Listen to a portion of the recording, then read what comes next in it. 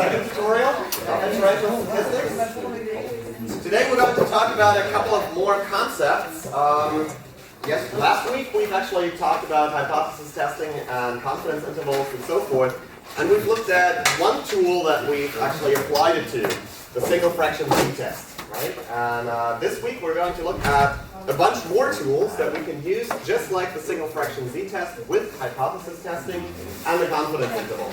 And I've had a question earlier about how it works with deciding which of the different formulas and tools to use. We're actually going to get to that after the fourth tutorial, because there you're going to have a graphic that helps you decide which of the formulas you're going to need. So for the next 3 tutorials, we're actually just talking about different kind of tools, just like the single fraction z-test, that we will use with the same kind of structure as the hypothesis testing and confidence interval. So it's going to be more of the same, and it's not going to be insanely difficult. The only thing that you will need to know is when do you apply which one of the formulas. They're all kind of similar. You solve all of the problems in kind of the same way. You just need to know which problem requires which formula. And that's what we'll do for the next 3 tutorials. Then you will get the chart that helps you decide which one to use. And from there we'll move into some more advanced stuff like the ANOVA and signal multiple regression analysis that you might have heard about. So for today, we're going to look at one more tool for categorical data. You remember that we talked about proportions last week. Do you remember when we use a proportion? When we talk about a proportion or a fraction?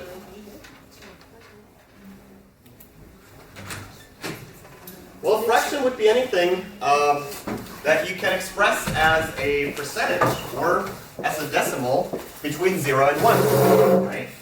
So, for example, we would have 1/4, that is a fraction, right? Or a proportion. We could say it's 25%, it's also a proportion, or we could say it's 0.25.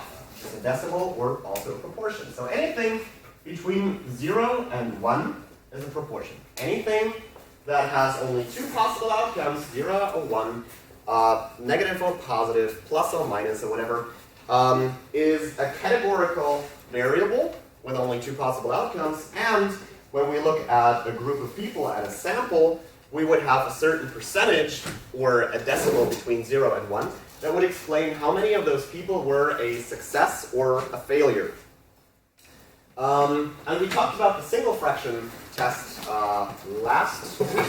This week we're going to talk about inferences for 2 proportions. So we're going to look at 2 samples, and we're going to compare those 2 samples to one another, and we'll find out if one of the samples is comparatively higher, lower, if there's a difference, and so forth. And then in the second half of the tutorial today, we're going to look at inferences for numerical data.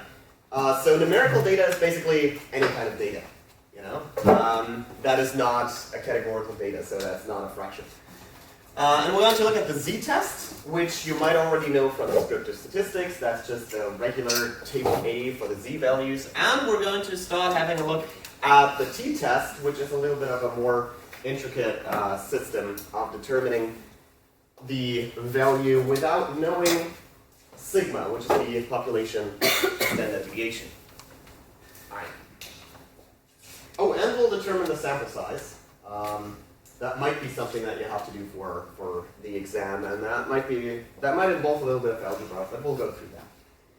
All right, so 2 proportions. That's actually kind of self-explanatory. Last week we looked at an example of having simply one proportion, just like the amount of students at the university who drink coffee. Remember, we had, I think it was 17 out of 20 students at the University of Twente who drink coffee on a daily basis. And we compared that to how many students in the entire population drank coffee on a daily basis, right? So today we would look at a problem where we say, well, the UT students, 17 out of 20 drink coffee on a daily basis. And the students of the University of Maastricht, I don't know if there's such a thing, but 15 out of 20 drink coffee on a daily basis, right? So we would ask ourselves, okay, so is there a statistical significant difference between the UT students and the University of Maastricht students, right?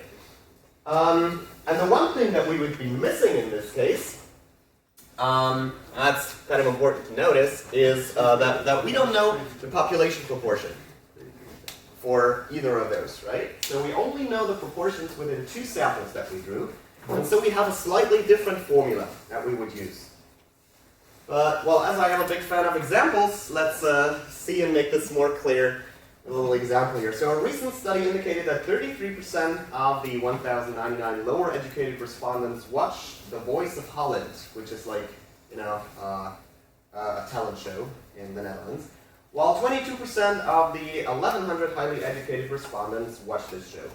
Can we say with 95% confidence that there's a difference between the amount of lower and higher educated respondents who watched The Voice of Holland? So, one thing jumps out immediately, right? What kind of test are we supposed to conduct here?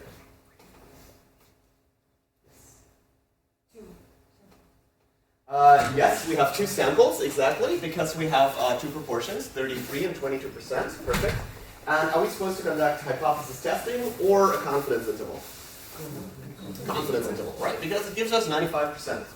You guys remember the number for 95%?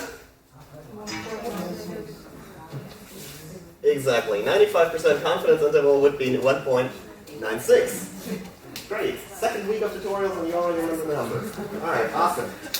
Good. So because we have two samples, the obvious change here is that we don't just have p hat and q hat, which is just 1 minus p hat, but we also have a p hat 2 and a q hat 2, right? So we have a proportion for both of the samples.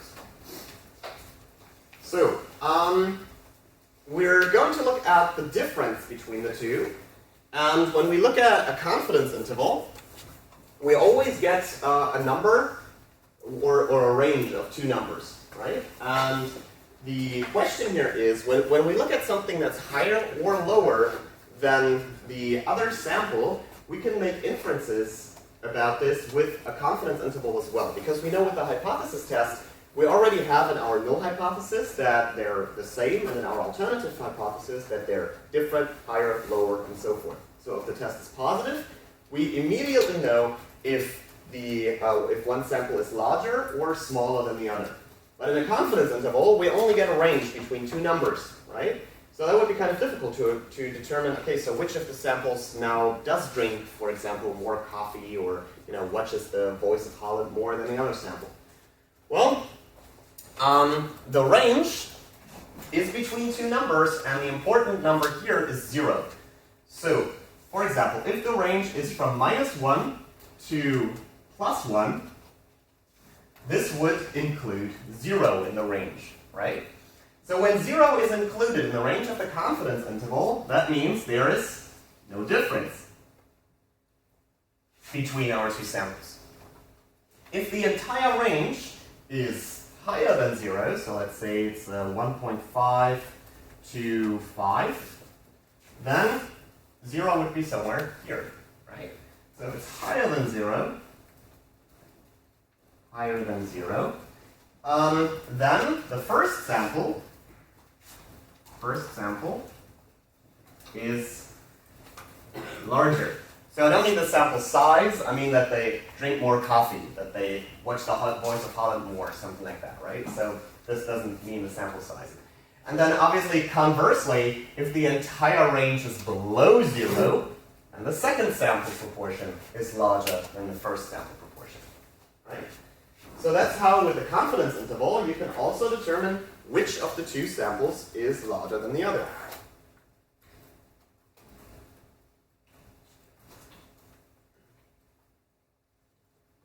So now that we know that, and we want to figure out which one of the two groups, the lower educated or the higher educated, watched The Voice of Holland more, and if there is a statistical significant difference, we would have to go to the formula sheet, right?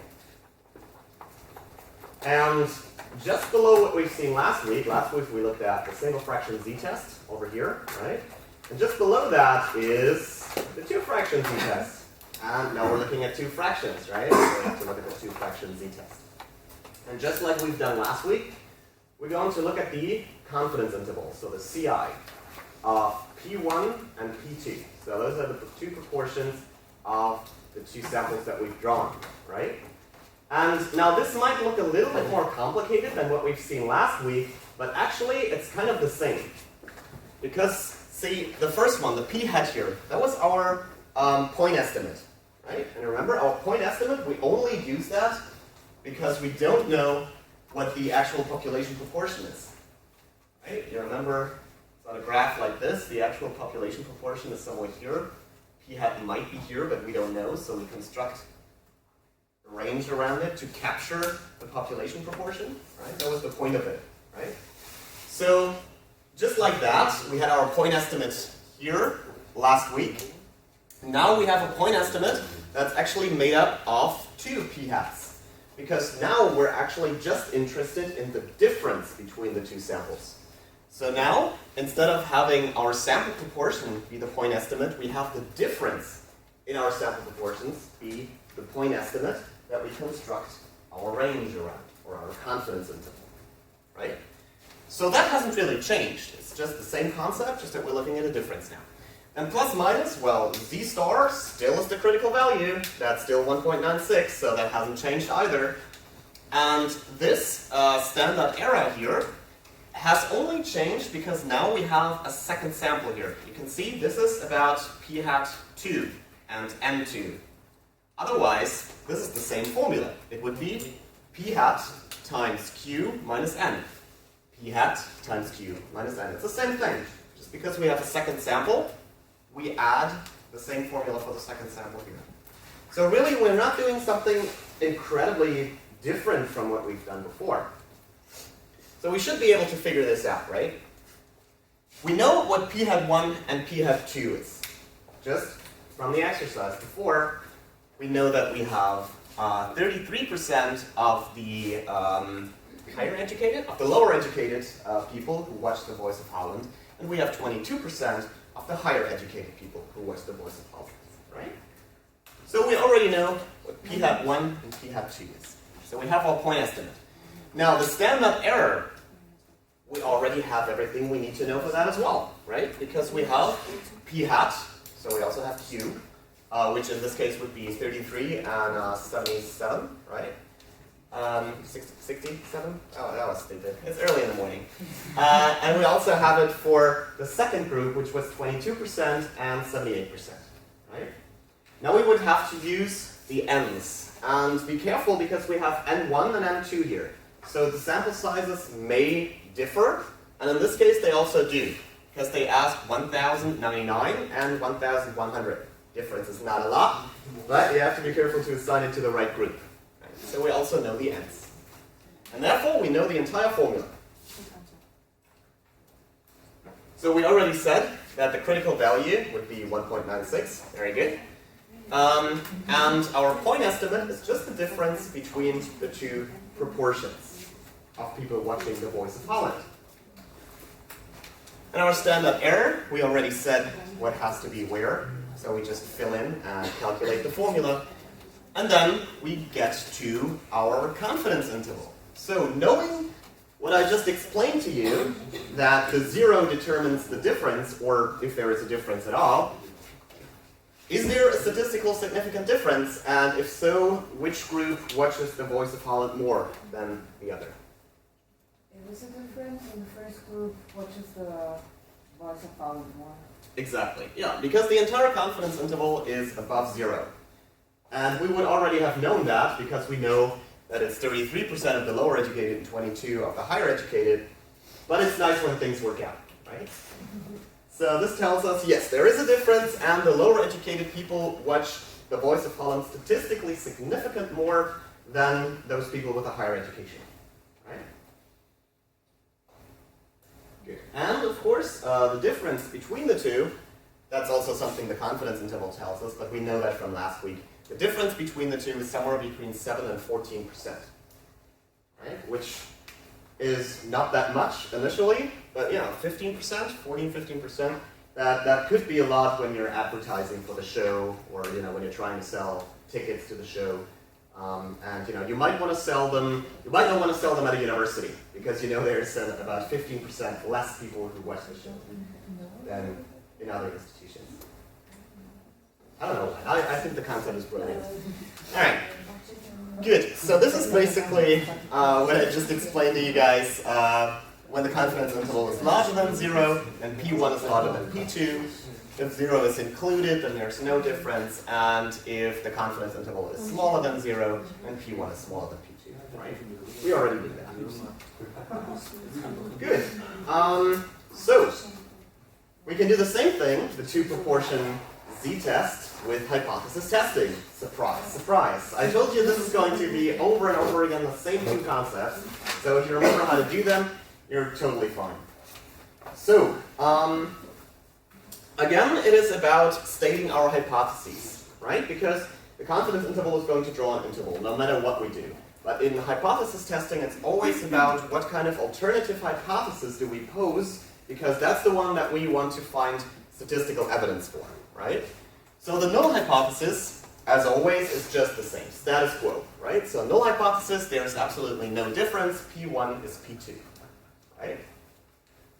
And then the alternative hypothesis can be one of three options, obviously. It can either be that there is a difference. So that would that be one-tailed, two-tailed, three-tailed, many-tailed? Two-tailed, right? Exactly, because a difference would mean higher or lower. So that's important for later on when we actually do the test, because then we have to see, we have to take the p-value times 2, right? Well, the second option, obviously, is that P1 is larger than P2, or that P1 is smaller than P2. Right? So either one of those hypotheses would work. And then we know the rest of the 5 steps going here, because those are the same that we did last week. So let's see if we can figure this out. A study showed that 40% of the 90 males watched the Daily Show, while 50% of 122 females in the survey watched the show. Is there a significant difference between the amount of males and females who watch the Daily Show? Alright, so right off the bat, as you can see here, we're given a little bit of data, right? And I've mentioned that before, but it's so important. When you get these exercises in the exam, make sure that you write down all of the data that you get from the text in their mathematical form. Because it's going to be so much easier to fill in the formula when you actually have all of the data extracted, right?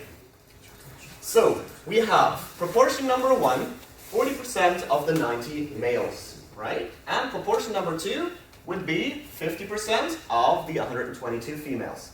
So, proportion 1, 40%, proportion 2, 50%. Then we have 90 males in sample 1, we have 122 females in sample 2. And we know from the confidence interval that that's all the data we need. We need the 2 proportions and we need the 2 sample sizes. Cool, so we can start. Also, with this method of extracting the data first, you can immediately see, okay, so I have proportions because they're percentages, and I have 2 proportions. So I need to use the 2 sample or the 2 fraction z-test, or 2 proportion z-test, right?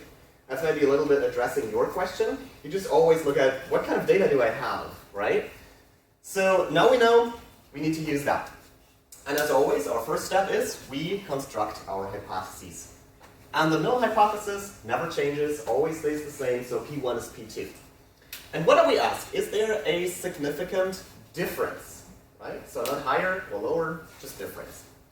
So difference would be unequal. P1 is unequal P2. It doesn't matter if it's higher or lower. And they already give you a little bit of a hint here. That means it's a 2-sided test. And that's important to remember later on. Oh yeah, I think we put that there because sometimes students get that wrong.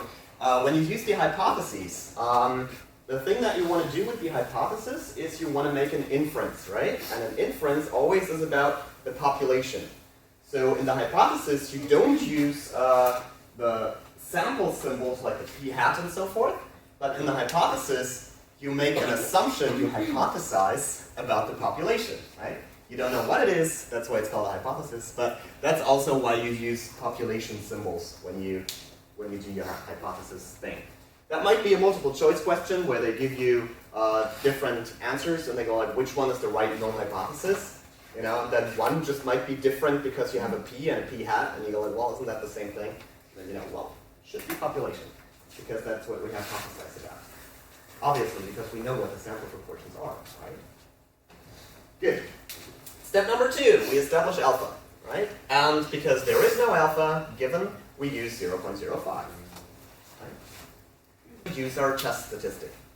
And again, because we have two proportions, we know that we have to use the two-proportion z-test, or a two-fraction z-test. Which is right here. We use the confidence interval before. Now we use the z-test, because we're doing hypothesis testing. Right?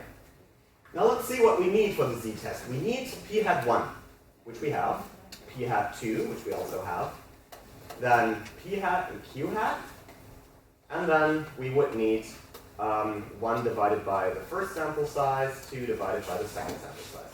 So we have all of this except for this weird p hat here, right? If that's not p hat 1, that's not p hat 2. Right next to it, it'll give you p hat and the formula for it, because now we have to pool.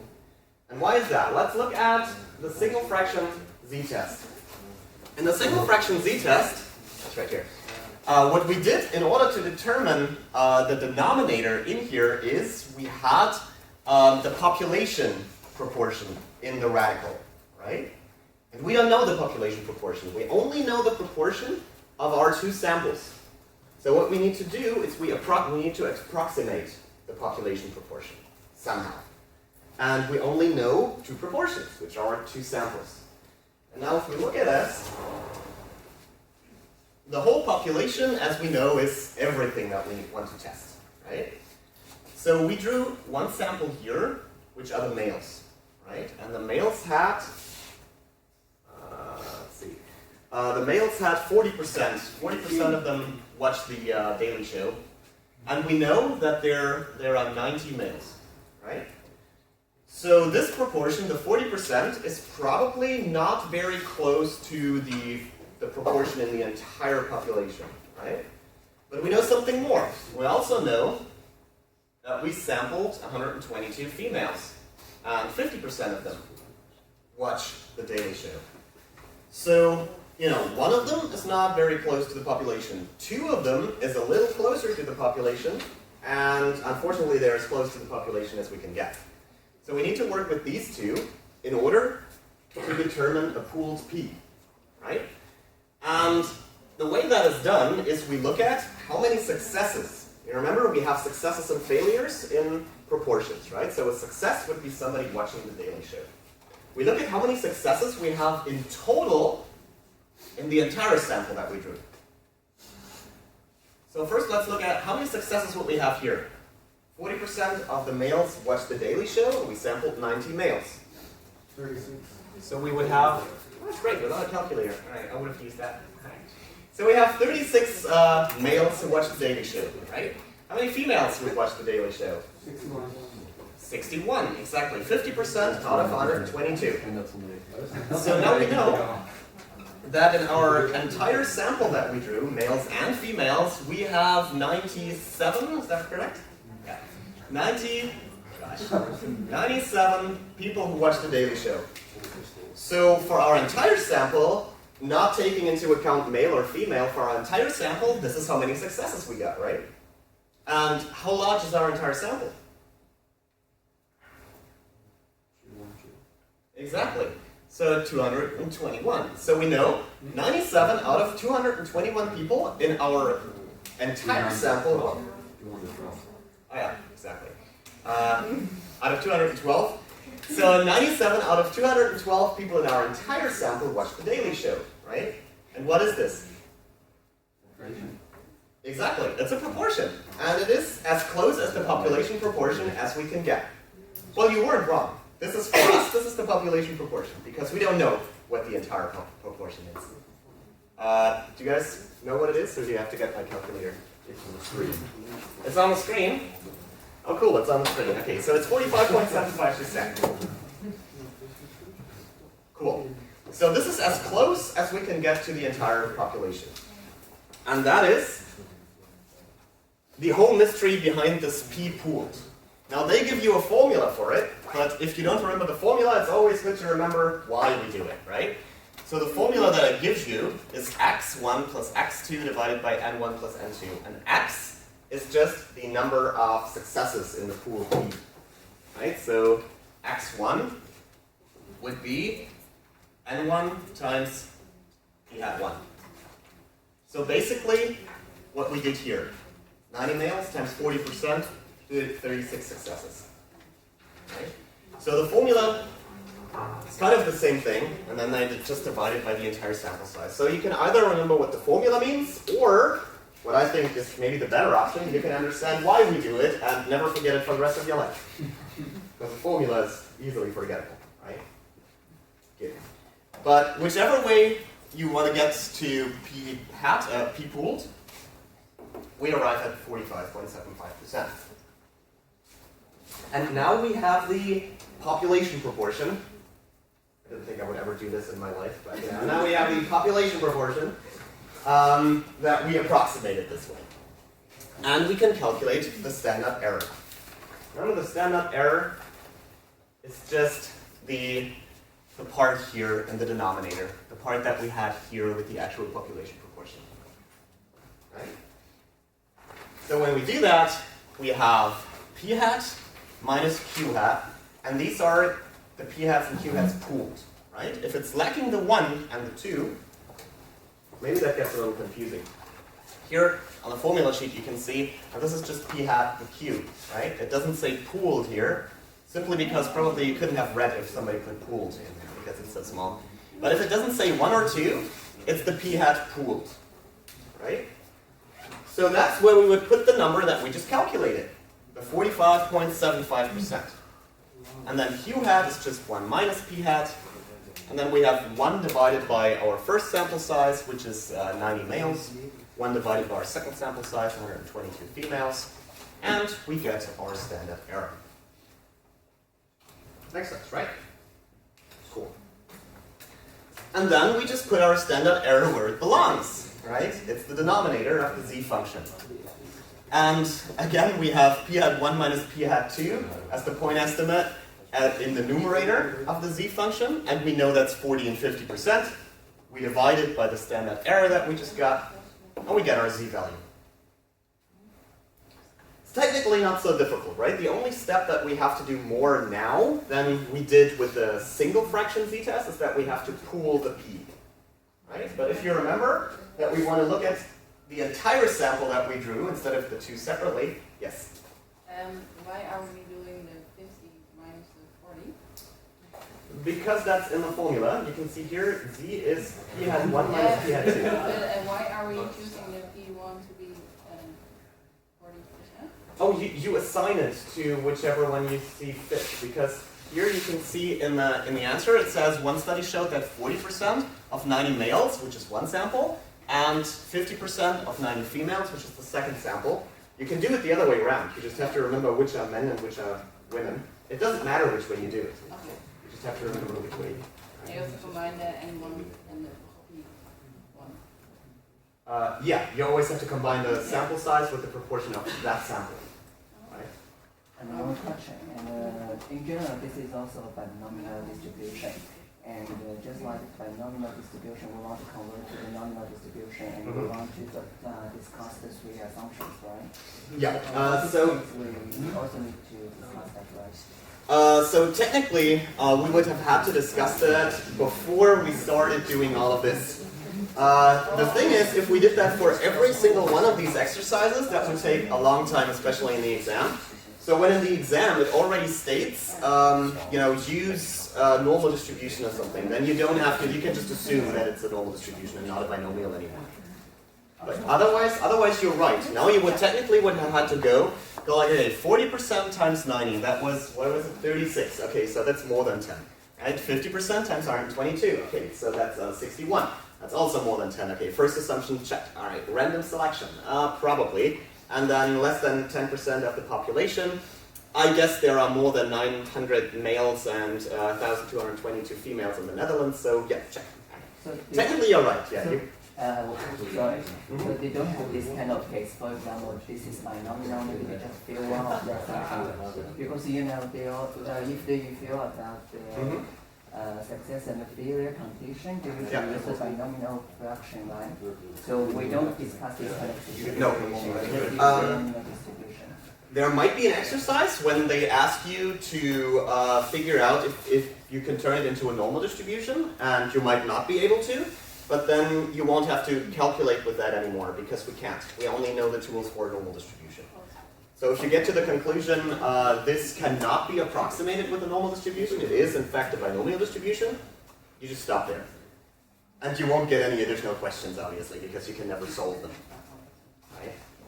But you know, for the use of the exam, they will only give you exercises like this, and then they will go like, okay, use the ones, well, they won't tell you which one to use, but you can just use it, right? Unless they specifically ask you, figure out if it's a normal distribution or if it can be approximated with a normal distribution or not.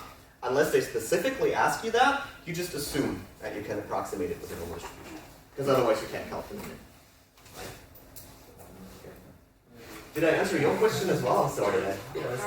Did I answer your question as well? That answers your question too, right?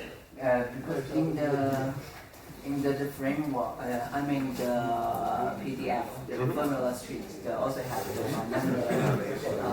formula. So I think maybe sometimes we can use it.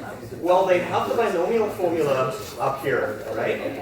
And this only gives you the binomial formula for approximating the binomial formula with a normal distribution. So this will only help you to get from a binomial to a normal. But all of the formulas down here, they're actually for the normal distribution. You can't use them with the binomial formula. Good. So, all of the questions answered? Okay, cool. Good. So now we have our z-value. And now it's actually pretty easy, right? Because what do we do with the z-value? We look it up on the table, exactly. We have minus 1.45. Minus 1.401345. So that would be 7.35%. Right? Minus 0.45, right? So that would be minus 0.401234.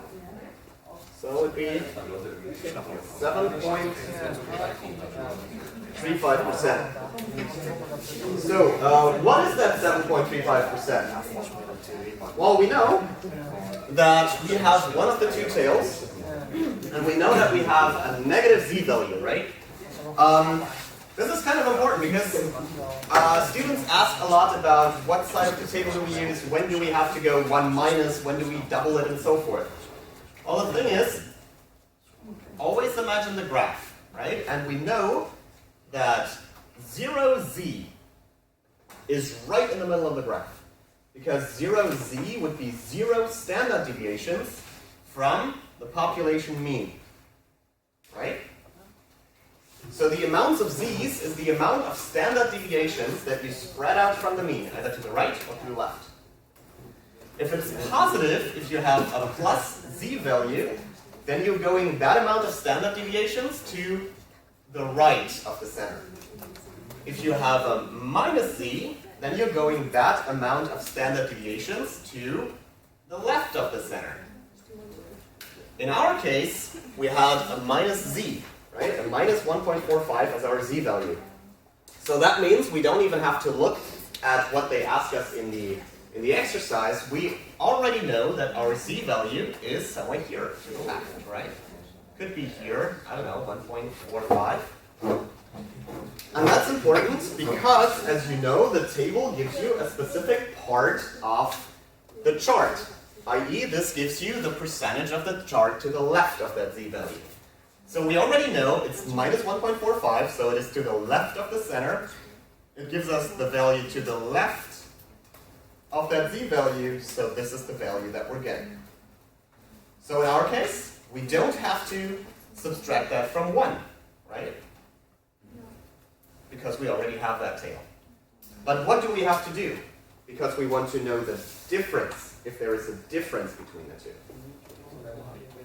Exactly, because we want to know this tail and that tail. The probability that it's either higher, lower, or higher. Right? And to get that tail, we just multiply by 2. Because you remember, this is a mirror image right in the middle.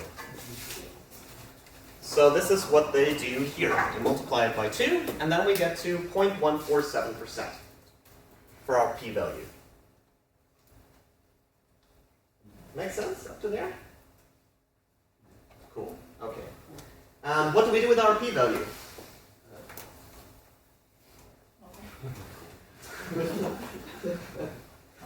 We look at it, we frame it, put it on our wall.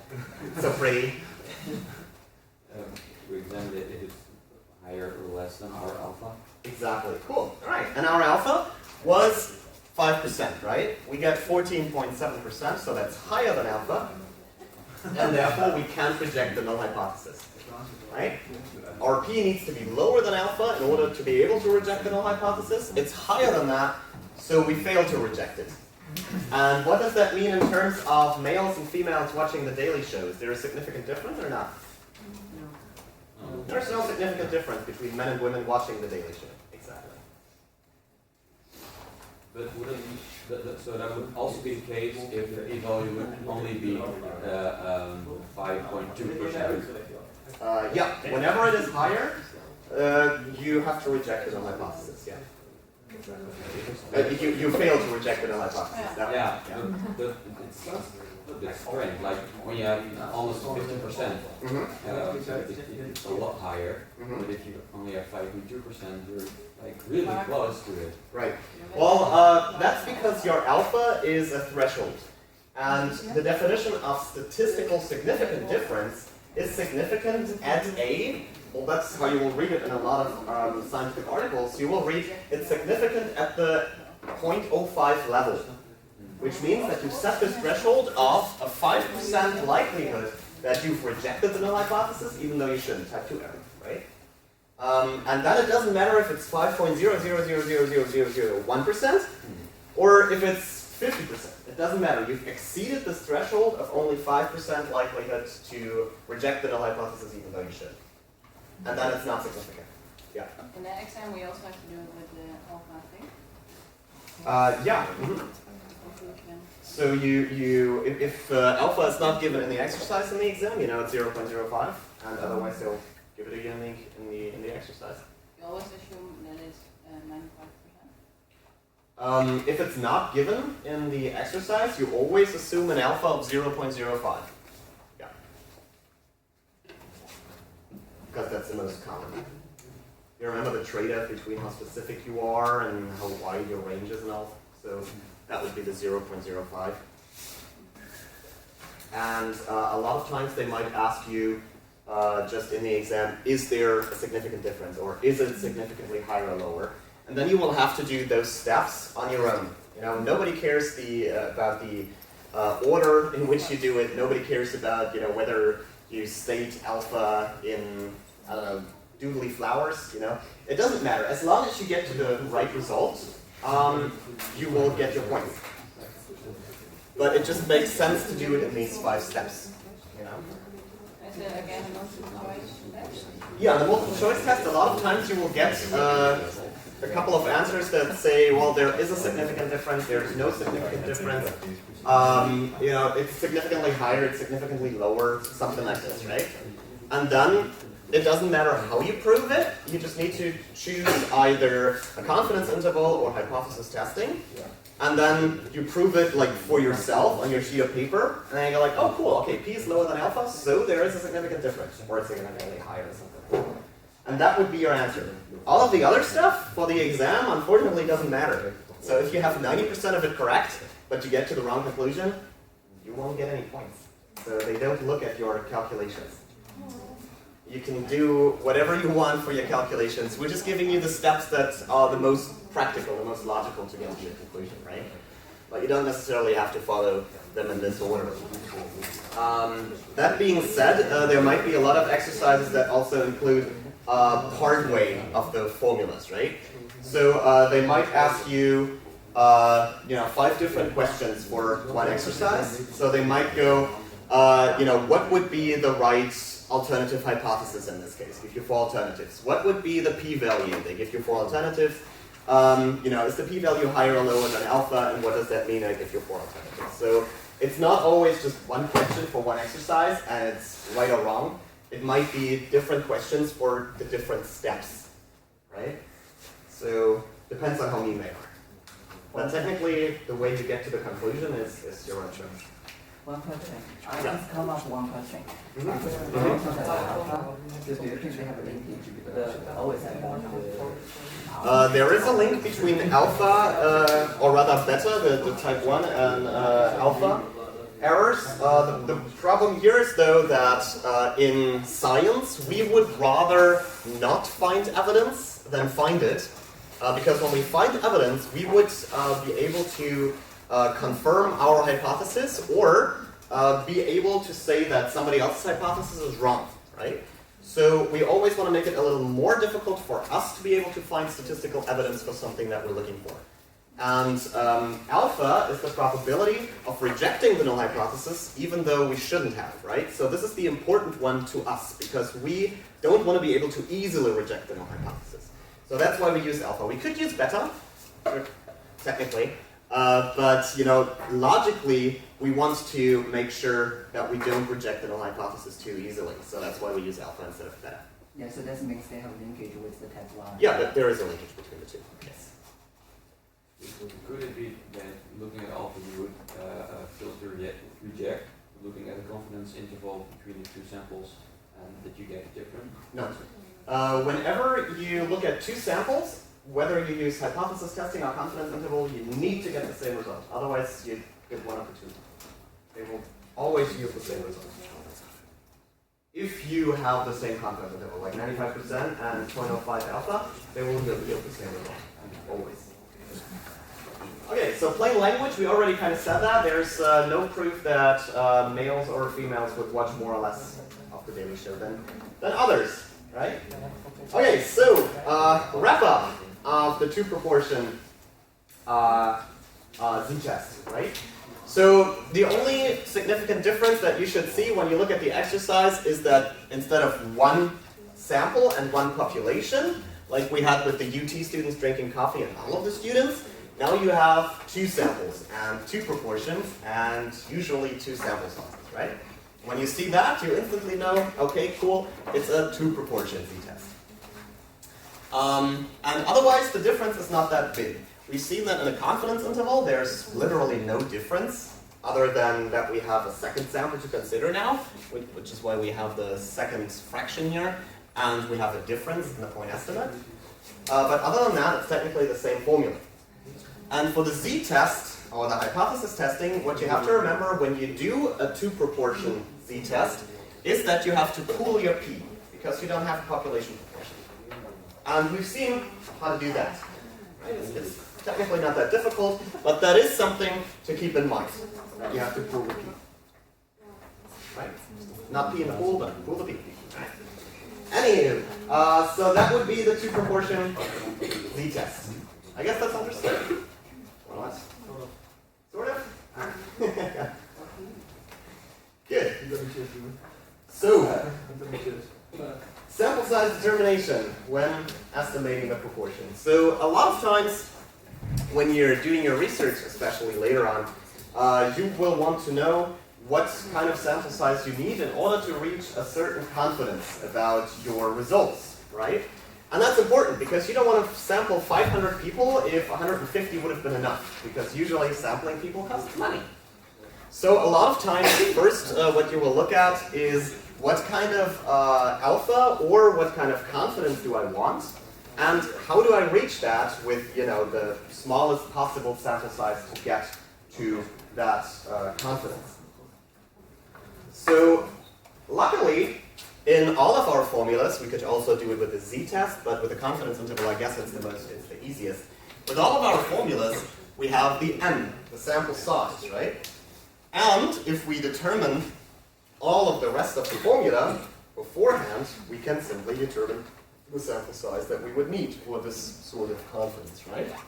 So, we know the confidence interval consists of our point estimate and the margin of error, right?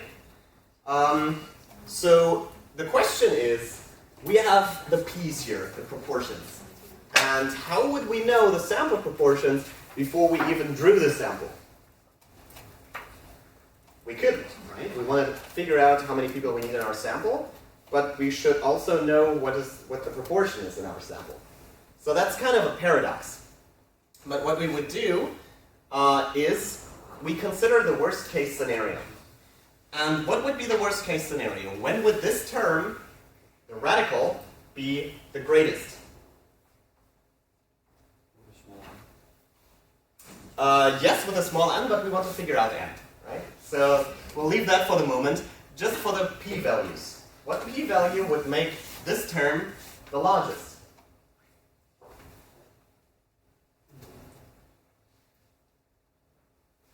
Yep. A half times a half? Exactly.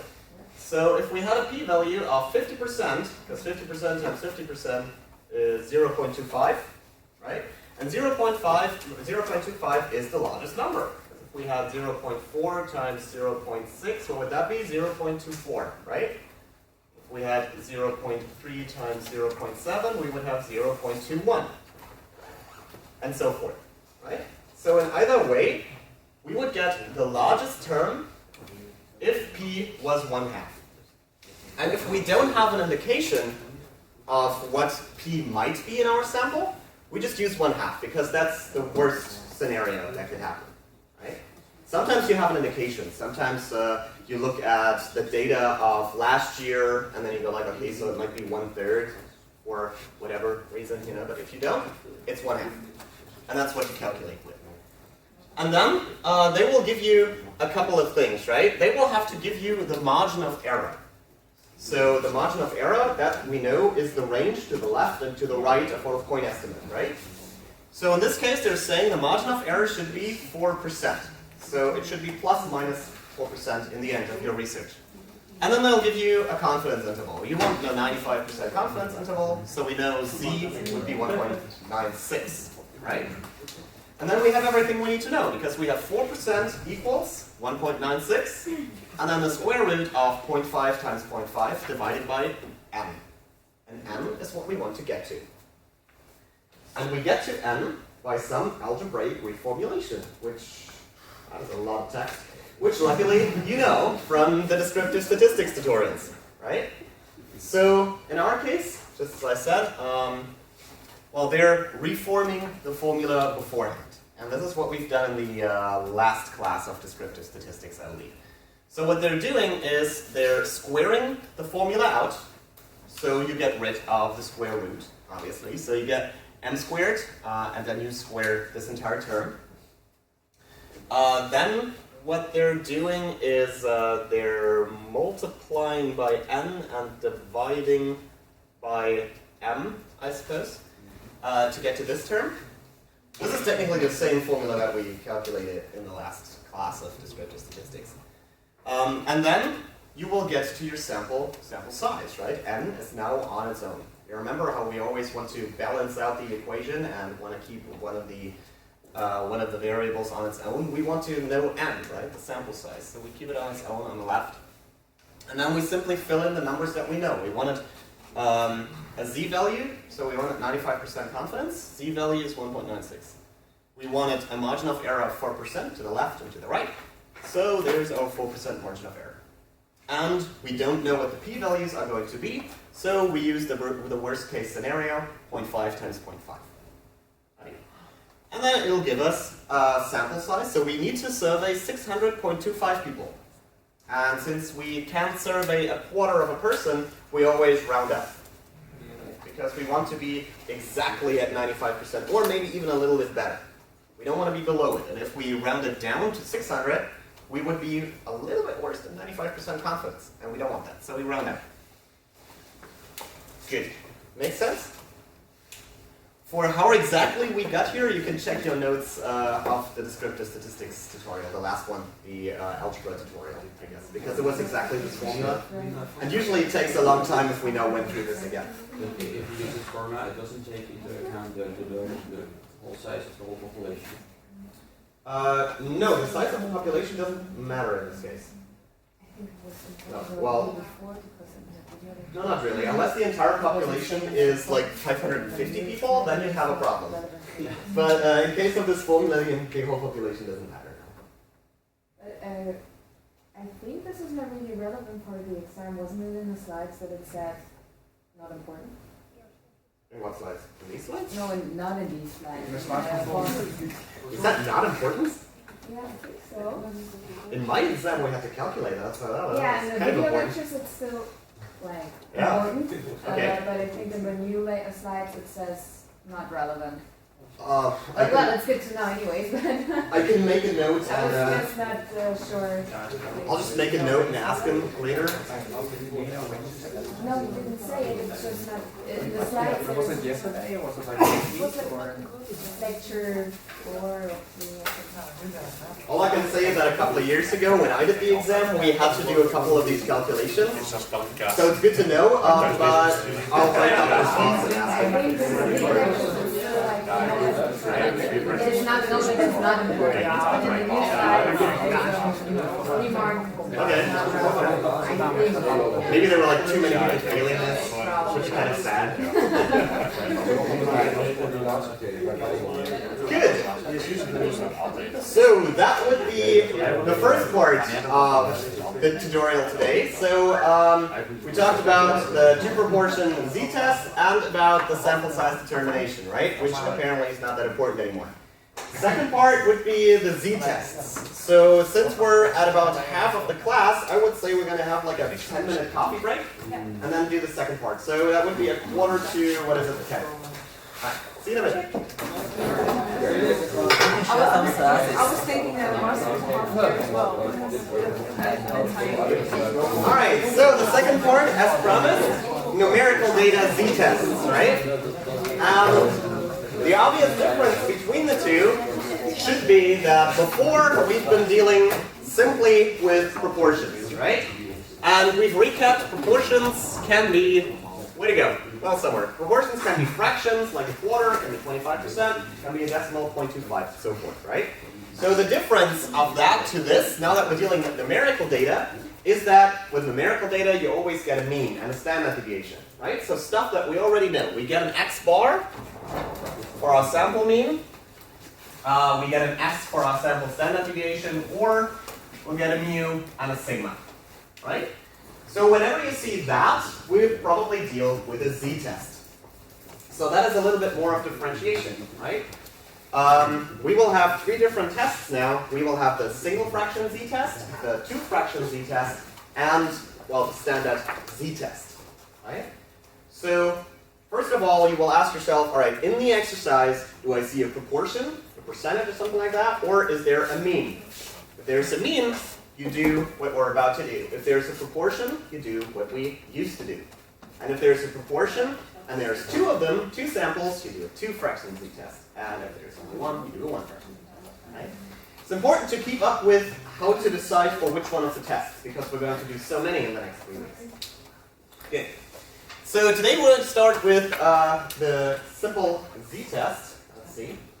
And of course we all remember the notation for a normal distribution, right? Because this is what we used for converting a binomial distribution to a normal distribution, right? And now the same thing here applies. Wait, what's the exercise that we missed? Oh yeah. There we go. So we're going to use this example exercise here and just go through a hypothesis testing and a confidence interval for the z-test. And you will see it's not that difficult, so we can do this fairly quickly. So we want to look at a population of students. The standard deviation is 8. We want to prove that the population mean is smaller than 50. Our sample consists of 30 students with a sample mean of 47. There is enough evidence to conclude that the population mean is smaller than 50. So you can already immediately see the difference to the exercises that we had before, because we're not getting percentages. What we're getting are means. So in a population of students, the standard deviation is 8. So our population standard deviation, we know that sigma would be 8, right? And then we want to prove that the population mean is smaller than 50. So, what does that mean? What do they want us to do? That would be our hypotheses, right? So our null hypothesis is that the population mean, the population mean, which is mu, is 50, And our alternative hypothesis would be, well, exactly what we want to know. That the mean is smaller than 50. So mean is smaller than 50. Right? Alright, let's keep going. Our sample consists of 30 students. So we know n, our sample size, is 30 students. Consists of 30 students with a sample mean of 47. So we know our x bar is 47. Correct? Cool. Alright, and then they ask us, is there enough evidence to conclude that the population mean is smaller than 50? And that's what we're supposed to figure out with hypothesis testing. And we have all of the variables to determine that. So let's see if we can find that, figure it out. So you see, we've gone through single fraction z-test, two fraction z-test, and now the one after is one sample z-test. Because what do we have? We have exactly one sample. Is it Yes. Y bar and X bar? That's, well, x bar and y bar doesn't matter. It's the same thing. But that is an x bar. Yeah, I should probably put y bar so we don't get confused. Yeah, I think on most of the formula sheets it actually says y bar, but it can be anything. Alright, good. So, now we see we have a one sample z-test here, right? Because we have one sample and we're supposed to compare it to the population. So, this, the one sample z-test, lets us compare a sample, y bar, to the population, mu. So this is the formula that we would need to use right now. Alright, so let's see if we can go through the 6 steps all on our own. By now we probably should, since we've done this so many times. Alright, so we have our hypotheses stated. What do we do next? That would be step 1. Exactly. And what would alpha be?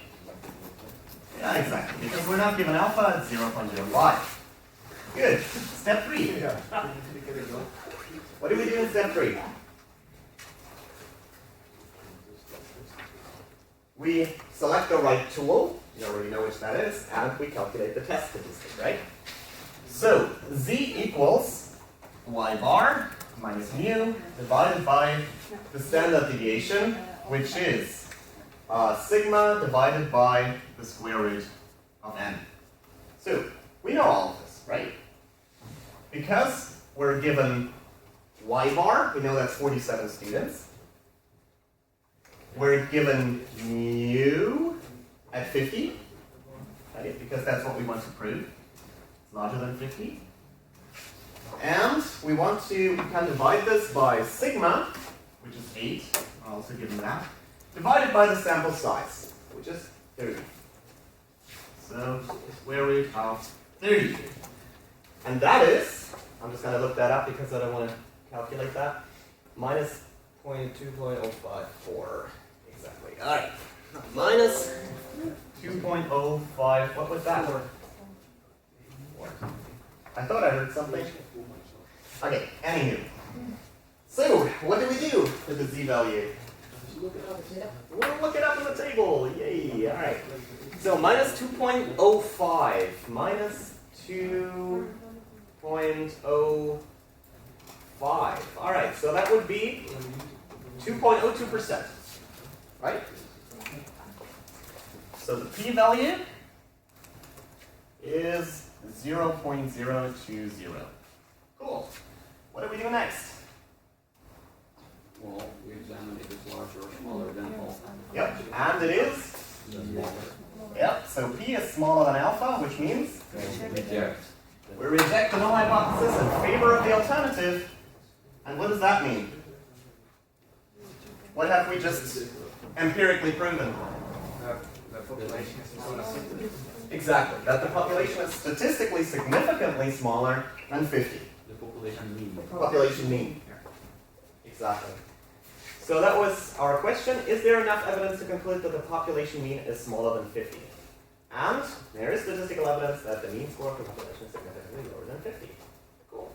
And we didn't even need the answers, right? I think you're getting a hang of this. I told you, it's all kind of the same if you just understand which of the formulas to use. But if this would be the case in a real world scenario, like you have done with the real register for a company or something like that, would that mean that you will be able to use your findings as extensively as in the case when the null hypothesis were like true? I'm not sure I understand your question. Could you rephrase that? Sorry. Well, this shows that your population in your research has a larger mean. Oh no, wait, that's not true. Our sample is no. This actually shows that the population mean is smaller than 50 because our sample mean was smaller than 50, and with a certainty of like 5%. So, but I guess that's a good point anyway, because, well, you said if you like accept the null hypothesis, if we fail to reject the null hypothesis, right? Of course, it's always easier to fail to reject it, because then you're just proving what you already knew, the status quo. And then nobody's going to question your research, but also you're probably not going to be able to publish your research, because you can go like, it is like that. I proved that it's the way it's always been, right? So that's not what you want. You actually want to reject the null hypothesis in favor of the alternative, and then you might not be able to use it as well as just saying the null hypothesis is true, because people are going to doubt that you actually found something. And that's when you use all of what we learned last quarter. In your paper, you state that, yes, I made sure it's reliable. Yes, I made sure that it's valid research. Yes, it was a random sample, and so forth. So you can prove that you have done all of the right methodology to arrive at those numbers, and then, well, numbers don't lie, right? Unless you've made a mistake somewhere. So that's how the two courses, research methodology and this stuff, come together. Good. So, let's try if we can find out a z-test for 95% confidence interval. And remember that we should get the same results, right? I've gotten a couple of questions during the class if a confidence interval and a hypothesis testing always yield the same result. And now we can see the proof of this, because now we're doing a confidence interval for the same thing. So let me just write this down real quick again. So we had a sigma of 8, we had a population mean of 50, and we had 30 students with a y bar 47.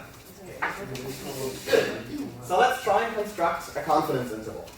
Just for the record, if we go to our formula sheet, there again we have the one sample z-test, which is the one we're doing right now.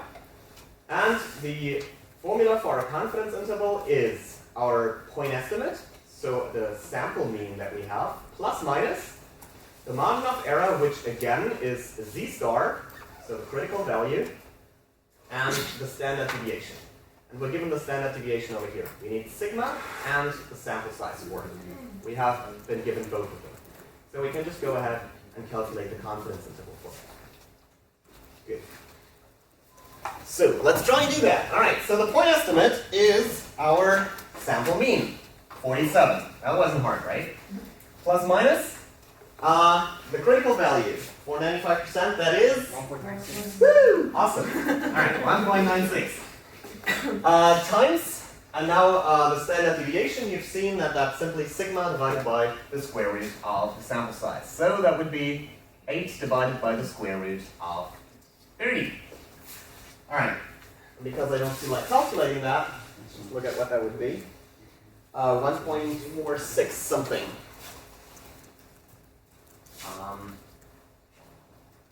Let's see. All right. So 1.4606. So that would be our margin of error, the amount of students plus minus our point estimate, right? And then if we construct our margin of error, we get to somewhere between 44 and 49 students, right? And what is it that we wanted to prove? Or that we wanted to show? We wanted to show that there's enough evidence to conclude that the population mean is smaller than 50. Now remember I told you when we look at the difference, we want to know if the 0 is included, right? Now, I remember from before that our null hypothesis was that the the population mean is 50, and our alternative is that the population mean is lower than 50, right? So now we're not interested in whether or not there is a difference, or if the difference is 0. Now we're interested in whether or not it's smaller, higher, or somewhere even to 50, right? So looking at this interval, 50 is nowhere in there, right? So just like with the 0, when we look at a difference, just like that, we can also prove that this is lower in the population than 50, because 50 is not included in our confidence interval, and the confidence interval is below 50 entirely. Right? So it works just the same way as with the 0 that we've seen in the true proportion z-test. And that should answer the questions that came up if the confidence interval and hypothesis testing always have the same result. Yes, they do. Because in the hypothesis testing we also saw, yes, there is statistical evidence that the population mean is smaller than 50. Right? Cool. So, I think it's almost the last point of order. You want to determine the sample size now for a single z-score test. So we want to predict the population mean of all students that follow the statistics course by using a 90% confidence interval. So we might have to look that up. The margin of error may not deviate more than 2 points from the population. It is known that the standard deviation is 25. What's the required sample size in that situation? Okay. So, what we would have to do, we would have to look up the appropriate confidence interval, which is the one that we just used, this one here. And we know that in this confidence interval, in the formula, in the standard deviation, we also have the small n, so the sample size that we want to know. So what we do then is that the margin of error is the second part, this part here, right? We know it's point estimate plus minus margin of error. So we know our margin of error is z star times the standard deviation, and the standard deviation is sigma divided by the square root of n. Right. Good. And we're given a lot of data, right? But what we actually want to know is what would n be. So we would have to get n to the left side of the equation, and you can already see the first step here. We'll square it, right, to get rid of the radical. Oh, well, not the radical, the square root. So when we square it, see, we'll square it. So we'll get to m squared equals z star squared times sigma divided by n squared. Right? So what will we do next? Oh, it actually gives the entire formula. Alright. So, this is what we just did. We squared it.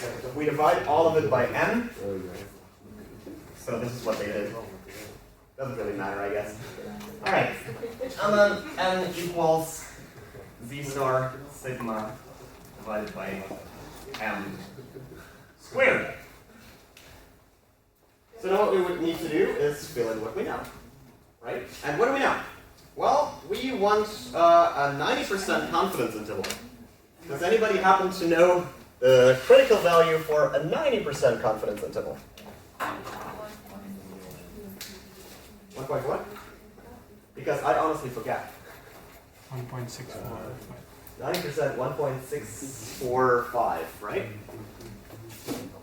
1.645. Good. So now we have that. Then what else are we given? The margin of error may not deviate more than 2 points from the population mean. So we know m, our margin of error, should be equal to 2. What else? It is known that the standard deviation is 25. Cool. Standard deviation, 25. The required sample size, and so forth. Good, so let's fill that in. We know that m is the critical value of z, so 1.645, times sigma, which we know to be 25, divided by the margin of error, which is supposed to be not more than 2 points, and all of that squared. Correct? Good. And when we do that, we arrive at 422.81, and we know that we always round up. So we need to interview 423 students, or whatever we want to know. 423 people to arrive at a margin of error of 2.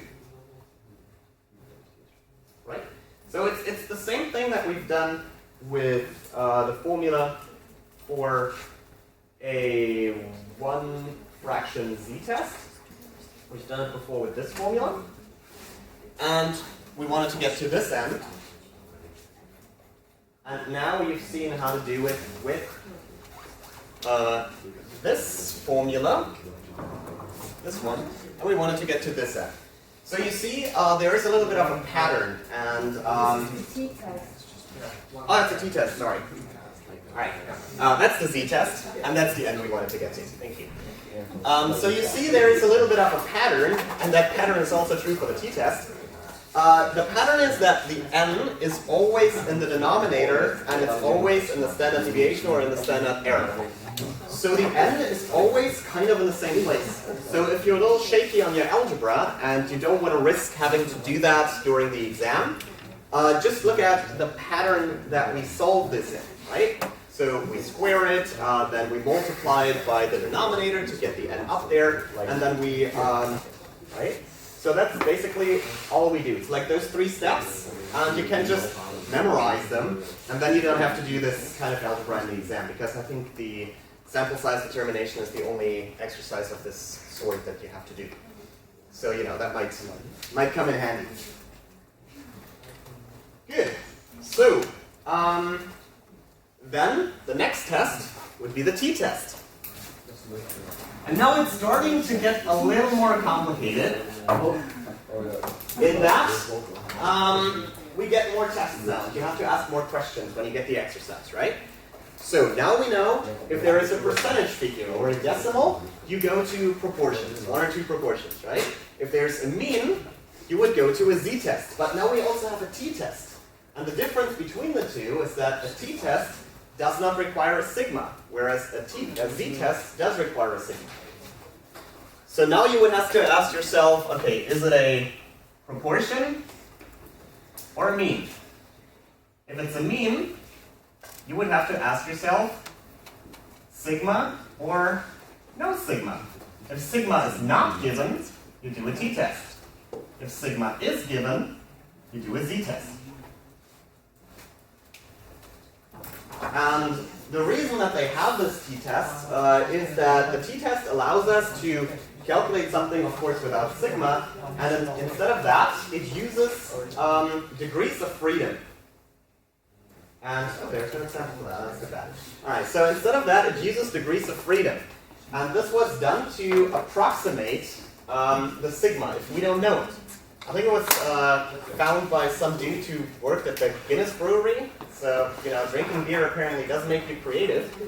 And he had a bit of a problem because he worked in quality management, and he wanted to calculate a z-score for the quality of the Guinness beers, of the batches, right? He wanted to know if there's statistical significant difference between a couple of Guinness batches.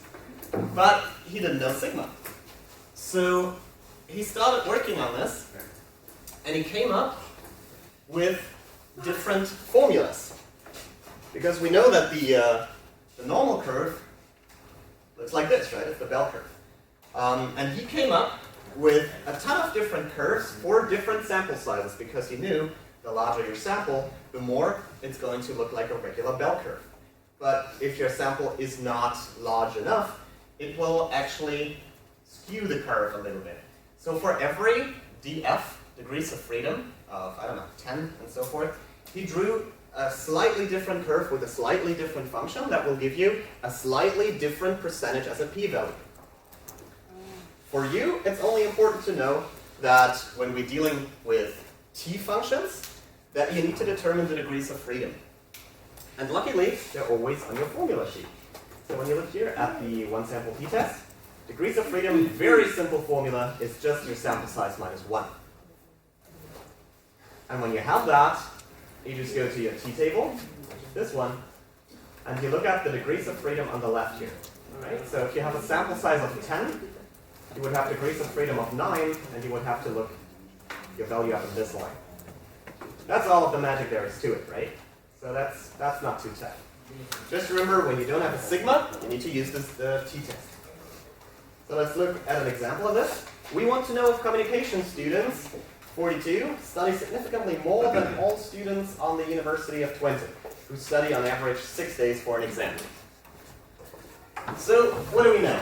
We know that we have a sample size of 42 communication students, and we know that in general, students, so the population mean, students study 6 days for an exam.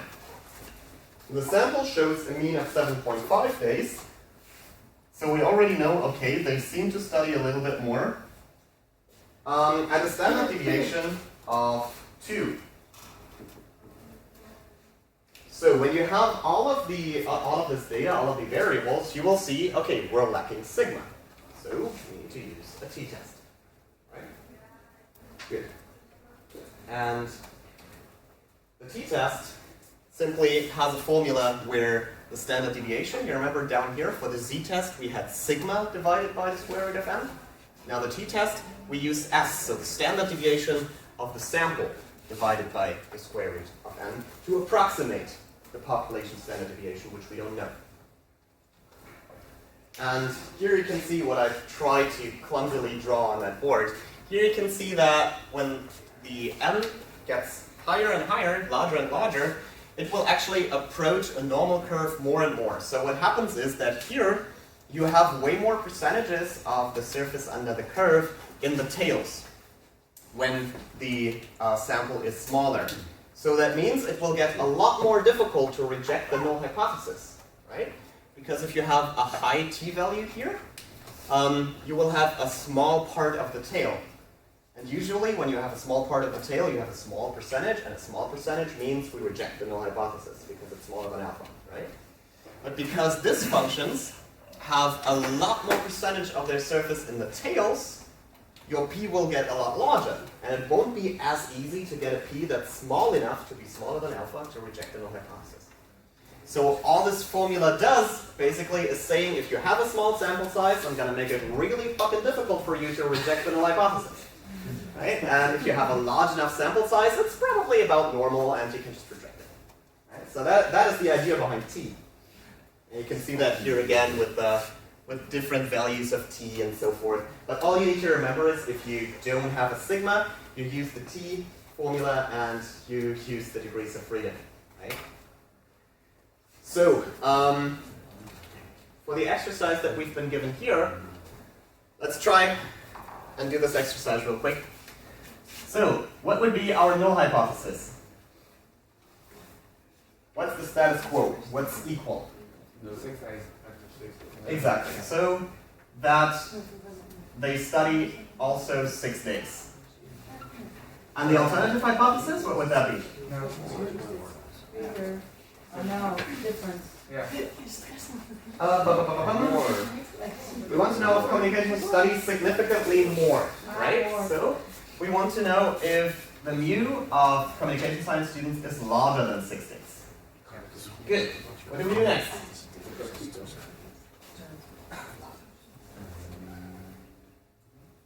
Come on, we've done this before. Step 2. Exactly, and that would be 0.05, right? What? Oh yeah, exactly. And what kind of tool would we select? Exactly. So we have a mean, but we don't have sigma. So we do a t-test.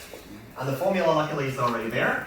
So that would be the sample mean, which we know is 7.5 days for the communication students, minus mu, which is our 6 days. It's the difference we want to find out, divided by the standard deviation. So that's S, oh wait, we were given a standard deviation of the sample as well, which is 2, divided by the square root of the sample size, which is 42. And that would give us a value. It will matter if you have a 1 field test or to test with the t-value? Yes, yes you can. It doesn't also matter in the formula that you use? No, it doesn't, because one-tailed or two-tailed only matters for the p-value that you get in the end, and then you multiply that by 2, or you subtract that from 1 or something, right? And in our case, how many tails do we have? 1, exactly. We just want to know the upper tail, because we want to know the probability that's larger. And let me just look at the value, 4.86. Alright. So that would be 4.86. And now, in order to look this up in the table, which would be the next step, obviously, we have to figure out how many degrees of freedom it has, right? That's very simple, because the degrees of freedom are n minus 1, so that would be 41, right? Good.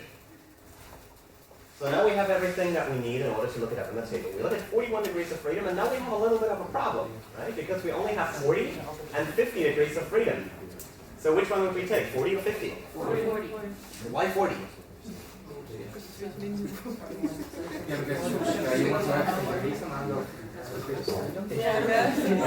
Exactly, yeah. So, What you said. let me ask you this question.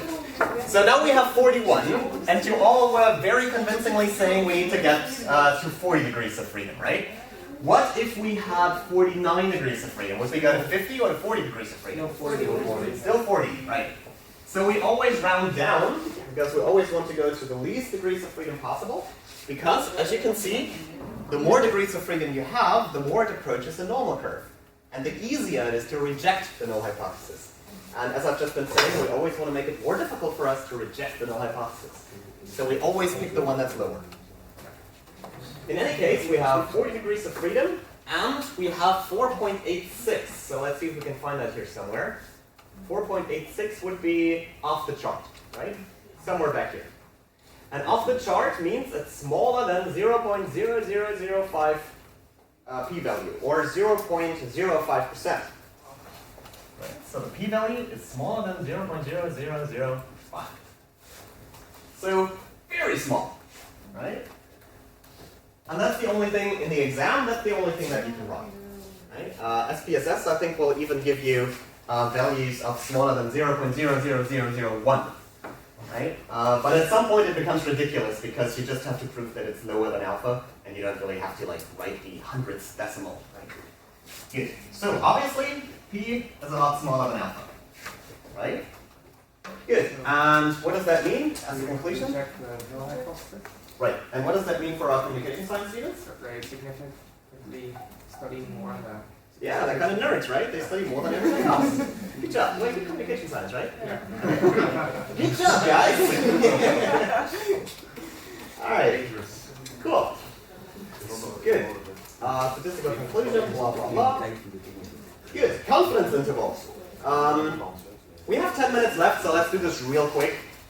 It's actually, okay, the solution is already there. I'm just going to go through this, do this real quick. The confidence interval, of course, you can also find that on the formula sheet in the same thing, one sample t-test. There's the formula for our confidence interval. The only thing that's different here, and I want to stress that for a little bit, is that now we have a t-critical value, right? So everything else is the same. We know that our point estimate is our sample mean. We know that we just need our standard deviation and our sample size, which is just our SD, so the denominator. So the only thing that's really different here is the critical t-value. And we looked that up in much of the same way that we used to look up the critical z-value, so from the inside out. So we go to table D, we look at our degrees of freedom, which we already know from here, right, because it's n-1, 41.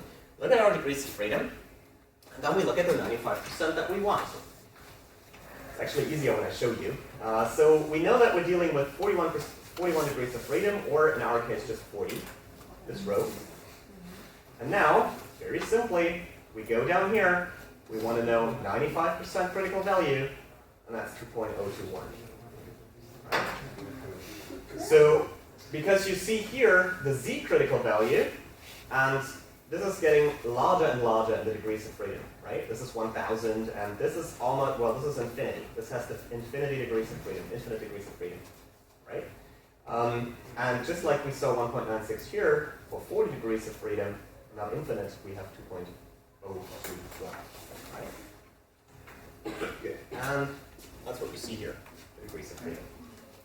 So you just look up the degrees of freedom, the confidence you want, and just like with the z-test, you'll see what it is. Well, then you plug all of that in, you get your confidence interval, and what does this tell you? Do the students study more? Why do they study more? All of it is above 0. Exactly. Perfect. And that, I think, was the last slide. Cool.